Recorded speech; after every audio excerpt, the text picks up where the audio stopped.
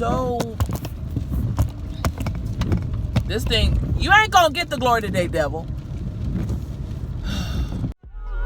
I am running, taking strides to live my life.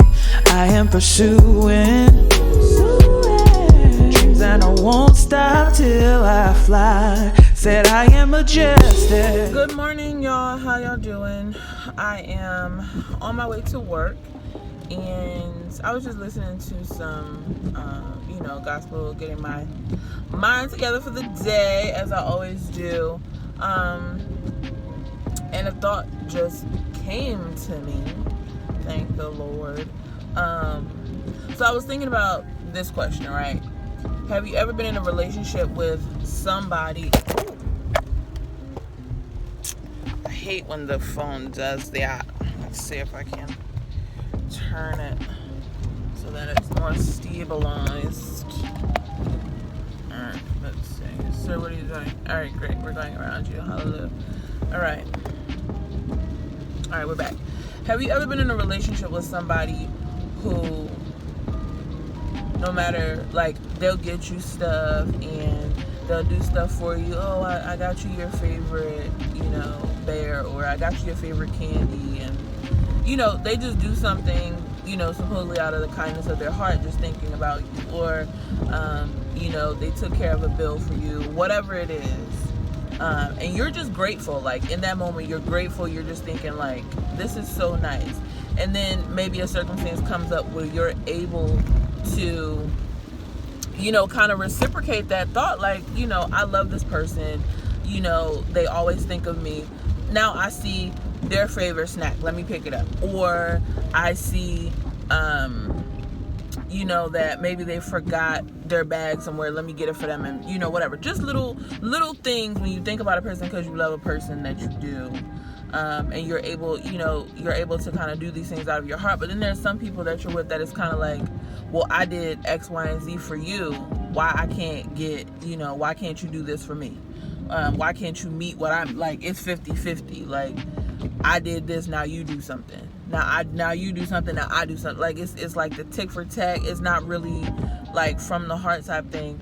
And of course, like, for me, I'm thinking about there's people, and sometimes, like, I have been in this place where I'm like, why even love God? Because it's kind of like you can't, or why not so much love God, but why try to meet the expectations that are set forth in the Bible when you cannot meet what he did for you. So, like, literally, he gave up royalty to come here, to set himself up, to be ridiculed, to be messed with, picked on, teased, fought, beat, and killed for people who can never measure up to that expectation. Like, we're as humans, we're not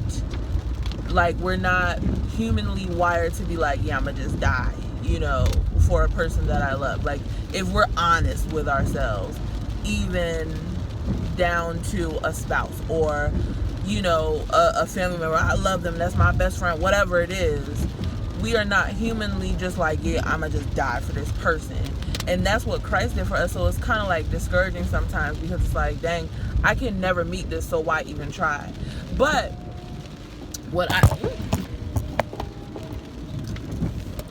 the turns are trying to take us out. Lord. If these tripods, my God, they need to be a little bit more stable. There we are. But what I found in my life is that it is worth it, right? Because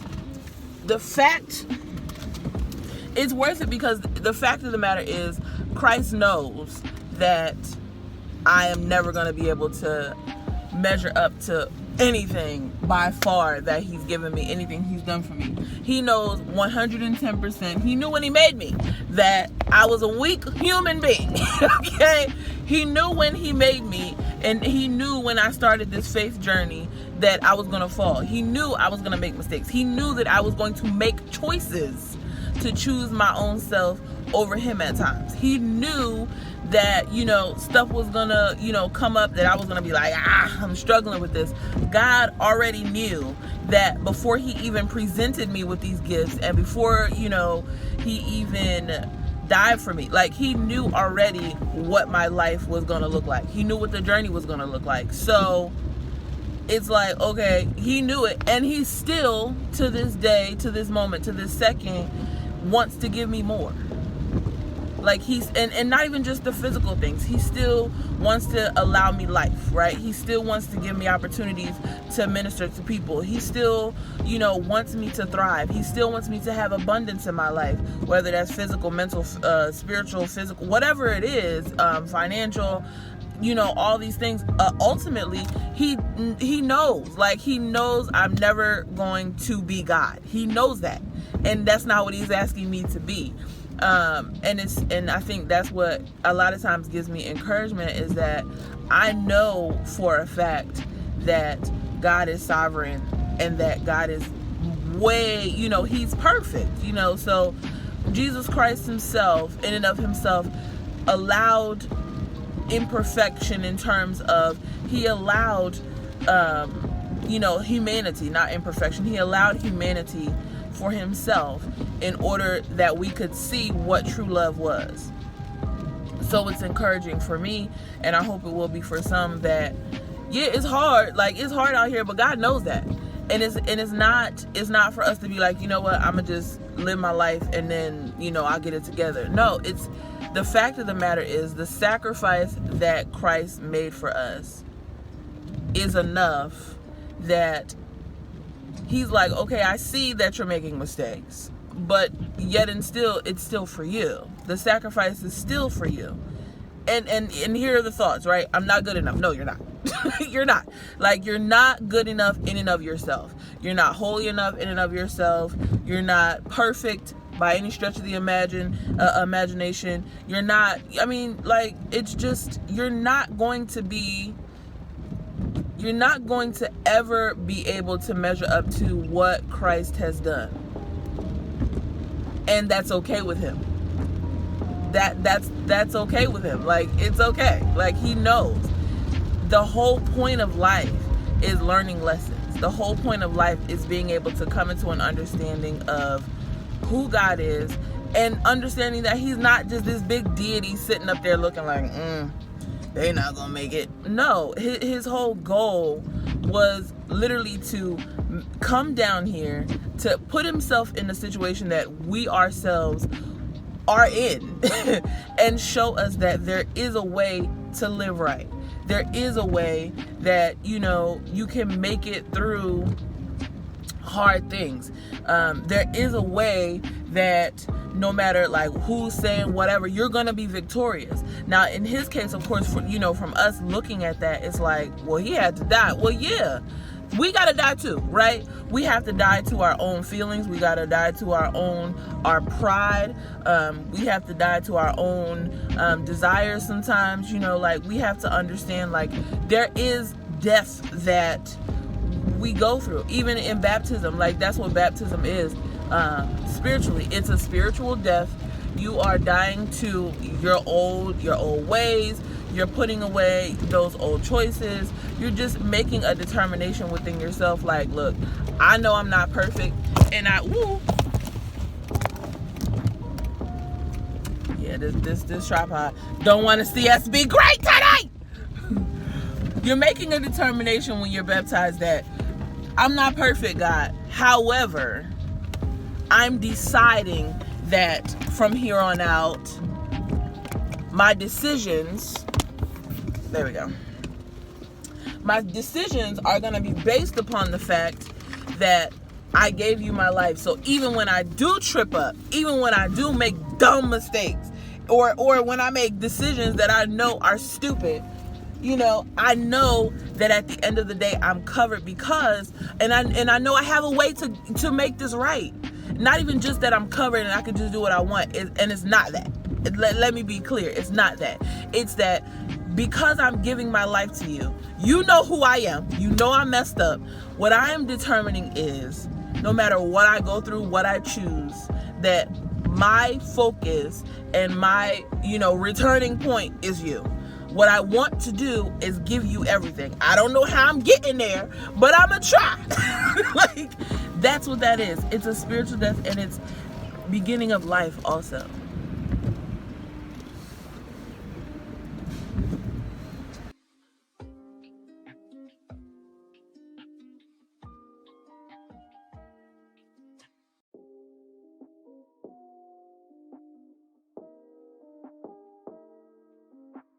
They trying to get me, child. They trying to get me. She trying to get me. But yeah, there's always life after death. That's a crazy statement. There's always life after death. Woo! Let's unpack that. What I mean by that is, when Christ died, our life was renewed. When Christ died, our life was renewed, right? And not for nothing, his life was, renewed too, because the Bible says, it says, destroy this temple. He says, destroy this temple, and in 3 days I'll raise it up. Temple, the body, right? So his life was renewed again after his death, because he was resurrected. Now spiritually, ours was renewed because we took on the life and the good things and all that Christ possessed, because he covered us with his death, like with his blood. I say all this to say, Christ knows that you're imperfect. Christ knows that you are going to make choices that do not reflect what he wants you to do. Christ knew and knows that you'll never be able to give a gift as great as the gift that he gave us. He knows. And he still loves you. And he still wants you. And he still opened his arms to you. You don't have to get yourself together before you come to him. And coming to him doesn't look all, any one type of way. Coming to him is, God, I'm trying. Help me. That's coming to him. Coming to Christ is an acknowledgement of his sovereignty.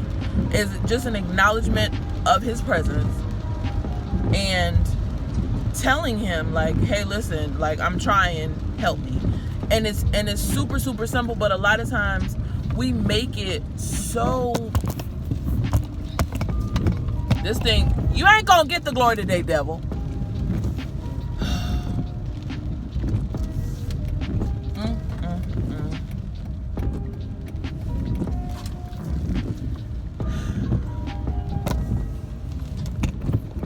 I'm sick of my tripod, y'all. I'm sick of my tripod.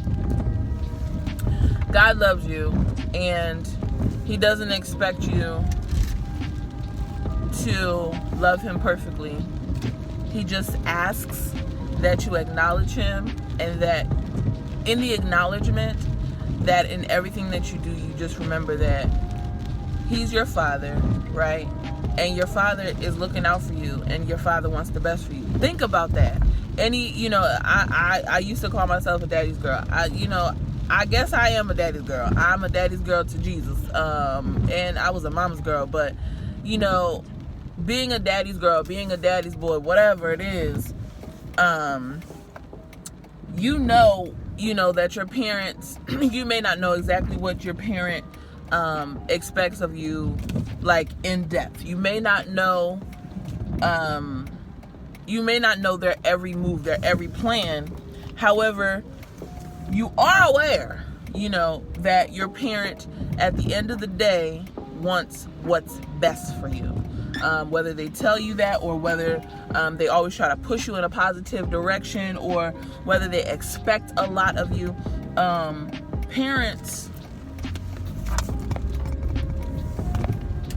have these expectations, but when you're a daddy's girl, a daddy's boy, they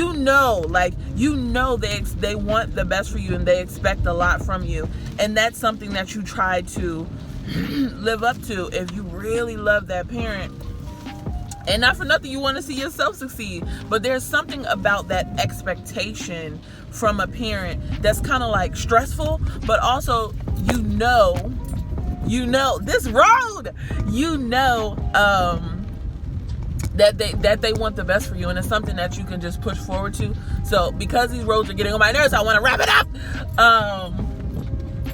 You just have to put that in your mind. I'm a daddy's girl. I'm a daddy's boy. Okay. I know my dad expects this of me. I may not be perfect, but my dad's still gonna love me. You know, I'm gonna do the best that I can. I'm not just gonna do anything and my daddy gonna love, whatever. He's still gonna love me, but we want to do the best that we can with what we have. Yes, you will make mistakes, and he knows that, right? Yeah, you gonna fall, and he know. You're not perfect. He know that too. Just keep going. Just keep going. There is never anything that you have to be like, oh, can't bring this to him. No. God cares about, and this is the other thing. This is like a car chat rant just about the goodness of God. God cares about the smallest little things. I will tell you, I prayed a specific prayer about something so stupid, like stupid to me, but it's not stupid to God. So it's like wanting to, like for me that morning, it was like, I want to wear a certain thing and I want it to look nice, but I didn't know how it would work out. Or even something, it was actually an outfit that I didn't know would work, and I just so happened to put it on for something else that I was doing completely to record something, and I was like, oh, this works. And I never would have done that had I not just prayed about it and been like, Lord, help me figure out what to put on or what to do. Like the little things. He cares about every aspect of your life, big and small, whether you think it's significant or not. He cares about it because it's about his child. Like, he loves you so much. And I think I'm so passionate about that, because there were times, and sometimes are times, and I just actually told my friend this yesterday. I feel so imperfect, and it's like, no matter what I do, no matter what choices I make, like, God is literally like, yeah, he sees me doing the dumb stuff, but he's like, all right, daughter, I got your back. Like, I got you. Now let's just turn the corner. Like, it's always important. Like, that's the most important part. It's not about making yourself perfect. It's about correcting what you realize isn't correct. He's giving you the tool book to be like, hey, yeah, this may not be too cool, and just turn the corner. Just turn the corner. So why love God, or why even try? Because he still loves you. God still loves you, and he's never giving up on you. He's never going to give up on you. Why try? Because of that. Like, that's your reason. Your why today to keep going, your why to keep trying, is because God does not stop. He doesn't stop trying. You can walk away from him. You can decide, okay, I don't want to go to church. It's not even about church, but like, I don't want to think about God. I don't want to, whatever. Like, I don't want to try, like, whatever. He ain't going to stop. He's not going to stop loving you. Like, he's just not. The love is never going to go away. So you might as well try it. You might as well just let go. But if you can't let go in this moment, that's cool too. Just understand, no matter what, God is never going to give up on you. It does not matter that you're not perfect. He knows. He knows. As I always say, remember to love God, because he is the source of real love. Remember to love yourself and appreciate all